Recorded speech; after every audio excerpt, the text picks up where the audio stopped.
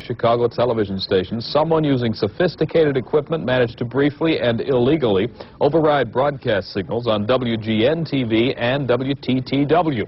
Jack Connerty reports now that both incidents are under investigation. Even in a medium that is no stranger to bizarre moments, these were truly bizarre.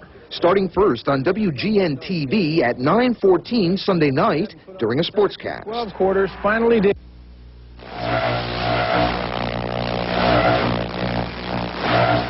Take some pretty sophisticated microwave equipment operating in the broadcast auxiliary frequency bands and a significant amount of power. About 2 hours later, the video pirate struck again. This time, the target was a science fiction broadcast on PBS affiliate WTTW. And this time, it wasn't 25 seconds long. It ran for almost a minute and a half.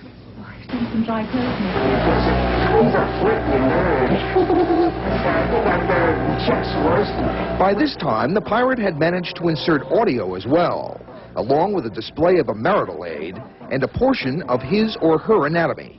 It generated hundreds of calls. Really kind of expressing sympathy over the fact that our signal would be interfered with in this way and that it would inconvenience so many thousands of our viewers. The incidents are now under investigation by the FCC and the FBI. But the odds, I'd say, if a guy continues to involve himself, either sporadically or continuously, is very great that we will determine who it is. All early evidence points to someone with a broadcasting background. Someone who really knows the business and microwave in general. But the person in the Max Headroom disguise may not know how sophisticated officials can be in tracing this sort of thing. It leaves an electronic signature. And while it may have been a stunt, it is not treated as a joke. Chicago's video pirate could face a jail sentence and fines for his freelance exercise in public access. Jack Connerty, Fox 32 News. Tonight is trying to find out who's responsible for 2 acts of video piracy.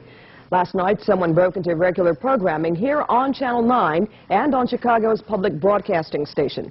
As Larry Roderick reports, the first interruption took place during last night's 9 o'clock news. Sports anchor Dan Rowan had just started his Sunday night Bears report when the screen suddenly went black, then came back on with a new unruly presence, a man wearing a Max Headroom mask. We had been taken over by a video pirate for a short time, until technicians here changed microwave channels between the studio and the transmitter and knocked him off the air. And apparently somebody with some microwave equipment was able to interfere with our signal going to the Hancock transmitter. Now, this is not just anybody off the street. He has to have an electronic expertise of some level, right?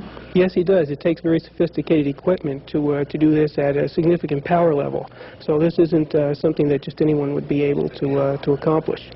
But Channel 9 wasn't alone in its Max Headroom appearance. There was even a longer episode on Channel 11, public broadcasting. Only way to learn. I'll get you a hot drink, miss. A little after 11 p.m., Doctor Who was knocked out by the Max lookalike, who pitched a soft drink, then performed a series of antics that station officials found less than humorous, before the pirate himself pulled the plug.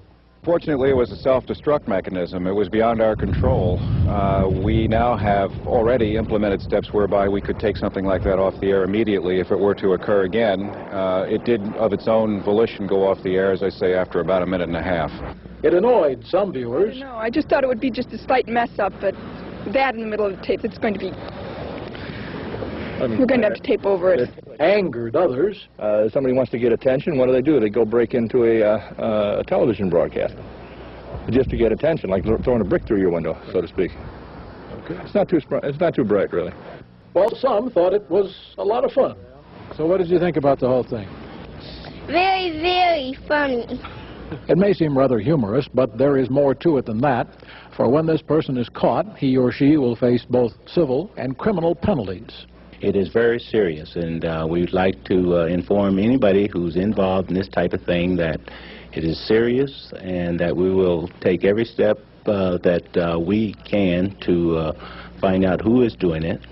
And once we have determined that, we will make sure that the full extent of the law is carried out. Meanwhile, Channel 9 engineers say they have taken steps to prevent further appearances of the mock Max.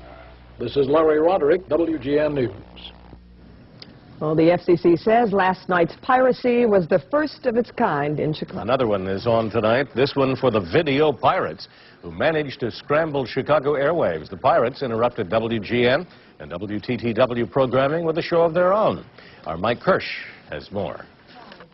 Channel 11's Doctor Who was unexpectedly knocked off the TV screen last night by a broadcast pirate disguised as Max Headroom. The wacky and at times perverse TV surprise came shortly after 11 o'clock, lasting about a minute and a half. The same thing happened at WGN's 9 o'clock news broadcast earlier in the evening. Someone wants to get into your house, they can find a way to do that. And I guess likewise, if someone wants to interfere with your signal, they can find a way to do that. The FCC says the pirates were able to use stronger microwave signals to override the television signals which are transmitted from the Hancock and Sears towers. I'd like to inform anybody involved in this kind of thing that there's a maximum penalty of $100,000, 1 year in jail, or both. The broadcast pirate who broke into HBO programming about a year and a half ago and threatened HBO with this message was caught by the FCC and fined $5,000 and was put on 1 year probation. The FCC says the wise guys who pulled off this latest stunt are in very big trouble. Mike Kirsch, the 10 o'clock news. The FCC says or warns that should the pirate... Video pirate who raided 2 television broadcasts last night first hit WGN. Its signal was jammed during the news in the middle of the Bears highlights. The pirate mimicked the Max Headroom character that you see on TV. It takes some pretty significant equipment, technical equipment, and some knowledge of broadcast frequencies, microwave frequencies, and a lot of power. Less than 2 hours later, Channel 11's broadcast of Doctor Who was disrupted. The 90-second interruption ended with the video pirate's bare bottom being spanked with a fly swatter. But his punishment will be far worse if he is caught.